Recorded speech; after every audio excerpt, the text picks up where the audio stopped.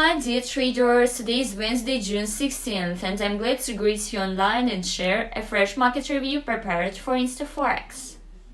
Analysts say the OCBC Bank project the gold to fall to $1,500 by the year end. Personally, I agree with their viewpoint. Well, I will show you on the chart how the forecast confirms my market vision. It is one of the few banks to predict a decline in the metal's value. Now let's discuss gold in detail by means of charts. The interesting level remains at 1,900. This is a rock-solid level which cannot be broken so far. Even a pin bar created by the news failed to crush it. I see engulfing in the chart. Yesterday we saw bearish trading after a pin bar. This all means that the market is consolidating ahead of the crucial news.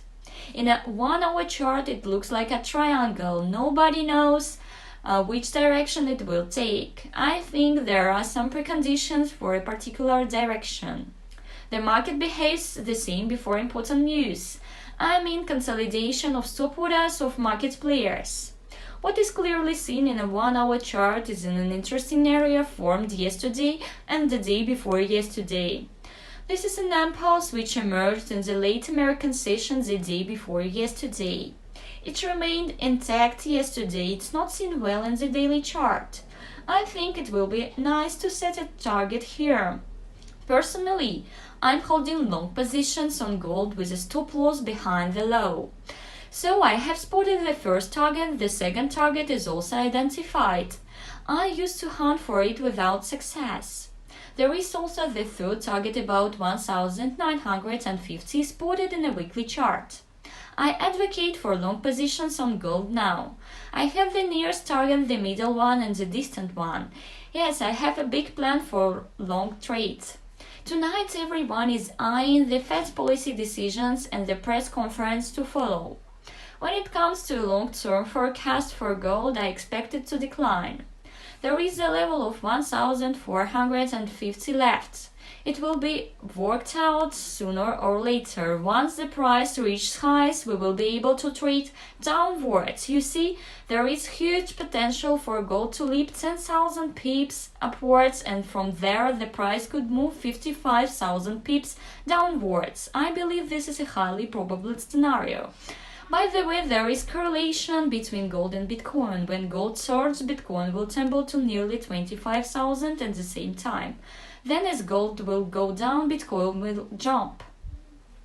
So, we will speak about silver. Silver is still trapped inside a triangle in a daily chart, so I expect further growth. I don't have any trading ideas. The triangle consists of pin bars up and down. I don't see any targets because the price has formed the only extremum since early January. I forgot to tell you something about gold.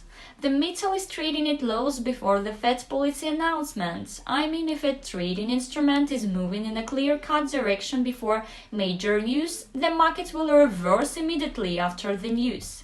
It often happens. Logically, gold will reverse upwards after the news tonight.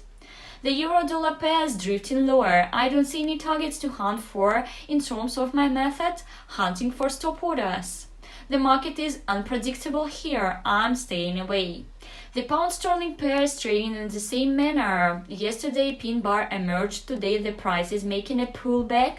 Then I see engulfing. I expect it to hit yesterday's extremum. If gold trades in line with my expectation, the sterling will follow this way. This idea is for those who are making losses, holding long positions. This level is sloping. It will be easier to plan something for gold tonight.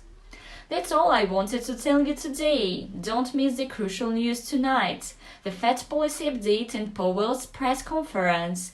He is going to clear up whether the Fed will tighten monetary policy. Frequently, such keynote speeches give birth to medium-term trends which offer trading opportunities.